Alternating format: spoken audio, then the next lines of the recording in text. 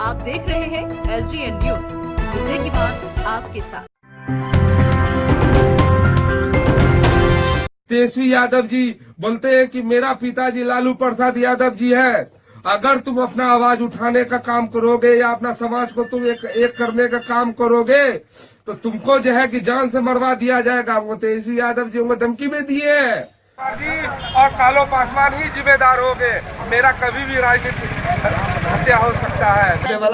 धमकी देने वाला कौन कौन था बताइएगा? धमकी देता है कालू पासवान है अररिया का, सुनीता देवी है पूर्णिया का, तेजस्वी यादव है पटना का, अनिल कुमार साधु है। नमस्कार, आप देख रहे हैं SDN न्यूज। मैं हूं सैयद तहसीन अली। 24 घंटे से ज्यादा हो गए हैं और शक्ति मलिक हत्याकांड के बाद सियासत अपने चरम पर है। आरोप प्रत्यारोप के बीच जो सबसे बड़ी खबर है वो फिर से एक बार दोहरा दें कि नेता प्रतिपक्ष तेजस्वी यादव, तेज प्रताप और अनिल साधु सहित 6 लोगों पर प्राथमिकी दर्ज की गई है।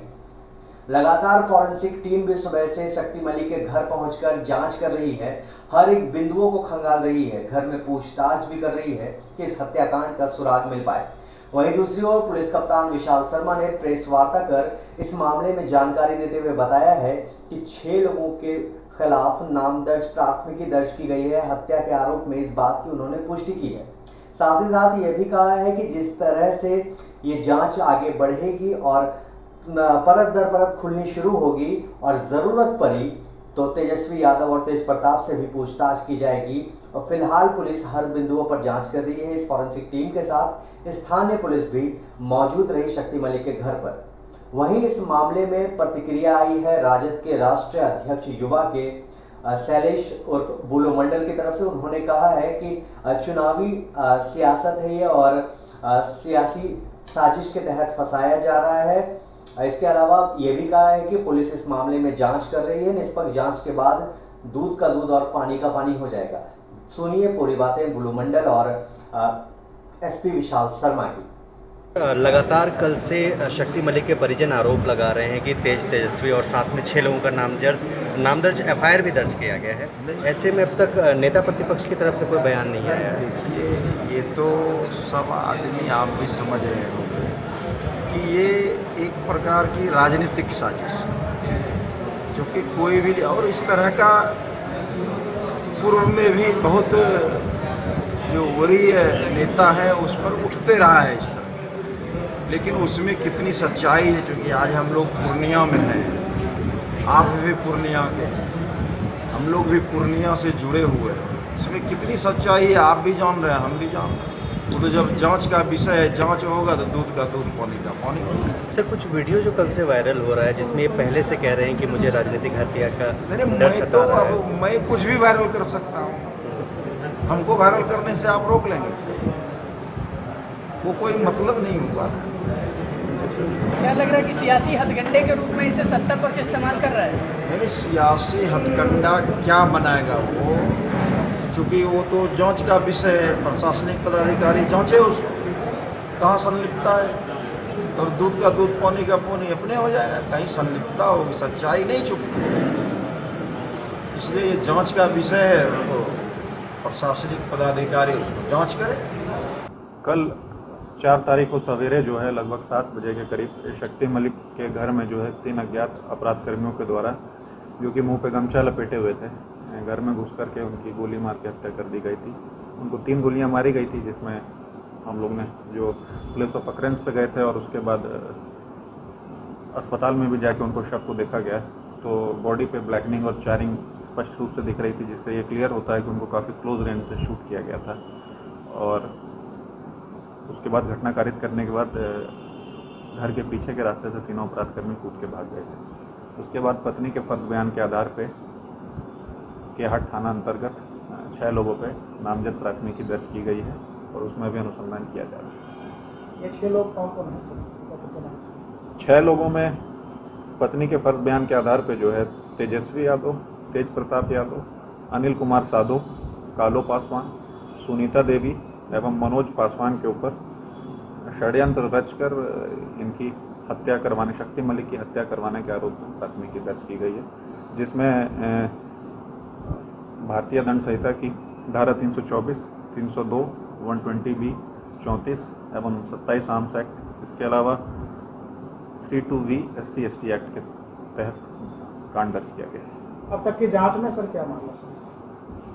अब तक की जांच में एक बात हम लोग ने शक्ति मलिक का जो मोबाइल फ़ोन था वो भी हम लोग को मिला है, जिसकी अभी तक जितनी जांच हुई है उसमें एक बात तो स्पष्ट उभर के आई है कि कालो पासवान के साथ इनकी राजनीतिक राइवलरी चल रही थी, जिस क्रम में जो है परिजनों के द्वारा बताया गया था कि लगभग 1 माह पूर्व रानीगंज थाना अंतर्गत भी इनके ऊपर फायरिंग की गई थी, परंतु उसका जब हम लोग ने वेरिफिकेशन किया तो उस क्रम में पता चला कि रानीगंज थाना अंतर्गत ये दोनों एक दूसरे के ऊपर टिप्पणियां करते थे सोशल मीडिया पे और उसके अलावा फ़ोन के आधार पे भी, जिसके आधार में थाना पे इन लोग को बुला करके सुलहनामा करवाया गया था। तो वो घटना लगभग 1 माह पूर्व 3/9/2020 की थी, जिसमें रानीगंज थाना अररिया से संपर्क करने पे वो सुलहनामा की प्रति भी उपलब्ध कराई गई, जिसमें दोनों ने यही कमिटमेंट किया कि अब हम दोनों एक दूसरे के विरुद्ध कोई किसी प्रकार की टिप्पणी नहीं करेंगे और दोनों एक मतलब फ़ोन के द्वारा भी एक दूसरे को तंग नहीं करेंगे। और उसमें जो कालो पासवान भी थे वो भी ऐसा अंदेशा जताया जा रहा है रानीगंज जो रिज़र्व सीट है अररिया रानीगंज कंस्टिट्यूंसी जो रिज़र्व सीट है अररिया डिस्ट्रिक्ट में, वहाँ से वो भी इलेक्शन की तैयारी में थे और शक्ति मलिक भी उसी सीट से इलेक्शन लड़ना चाह रहे थे, तो उसी के कारण दोनों के बीच में पॉलिटिकल राइवलरी थी। आज सवेरे FSL की टीम ने भी जो प्लेस ऑफ अकरेंस है उसको विजिट किया है। इसमें अभी तक हम लोग का जो फ्यूचर कोर्स ऑफ एक्शन है और अभी तक का जो एक्शन है उसमें हम लोगों ने जो घटना जहाँ पे हुई है उसके बगल में SSP का कैंप भी है और बाकी जो रूट है हम लोगों ने जो ट्रेस है अपराध कर्मियों के भागने के उसको हम लोगों ने कल जा करके देखा है और उसके अलावा रूट में पड़ने वाले CCTV फुटेज जितने हैं CCTV कैमरे हैं उनका आकलन किया जा रहा है। FSL को भी आज बुलाया गया है और क्राइम सीन का रिकंस्ट्रक्शन किया जा रहा है कि किस प्रकार से घटना को कारित किया गया होगा। जितने भी सस्पेक्ट हैं या जिनके साथ भी शक्ति मलिक की राइवलरी थी सबके फ़ोन नंबर प्राप्त करके CDR और IPDR एनालिसिस की जा रही है। घटनास्थल का और अन्य जो रूट है उसका हम लोग डंप डेटा एनालिसिस वगैरह भी कर रहे हैं। बाकी जो टेक्निकल एनालिसिस होता है उसको भी हम लोग कर ही रहे हैं। बाकी नज़दीकी जो लोग हैं और पॉसिबल जो एस्केप रूट्स हैं उन सब की भी जांच की जा रही है और बाकी जो उनके नज़दीकी जितने लोग रहे हैं शुभचिंतक या फिर जिनके साथ राइवलरी रही है उन सभी लोगों का चार्ट बना के सबके साथ हम लोग पूछताछ करेंगे। उसके अलावा जो डिजीज़ पर्सन शक्ति मलिक हैं, कल अभी तक के इन्वेस्टिगेशन में हम लोग ने कल भी जो सूचना प्राप्त करने का प्रयास किया तो कुछ उनका सेट सोर्स ऑफ इनकम की जानकारी नहीं मिल पाई है। लगभग 1.5 महीने पहले इन्होंने एक स्कॉर्पियो को भी परचेज़ किया था, परंतु जितना परिजनों से हम लोग पूछ पाए तो कुछ सेट सोर्स ऑफ इनकम नहीं मिला है कि किस प्रकार से ये अपना संपत्ति को अर्जित कर रहे थे और किस सोर्स ऑफ इनकम क्या था और उनका बैंक अकाउंट वगैरह जो है उसका भी हम लोग एनालिसिस कर रहे हैं।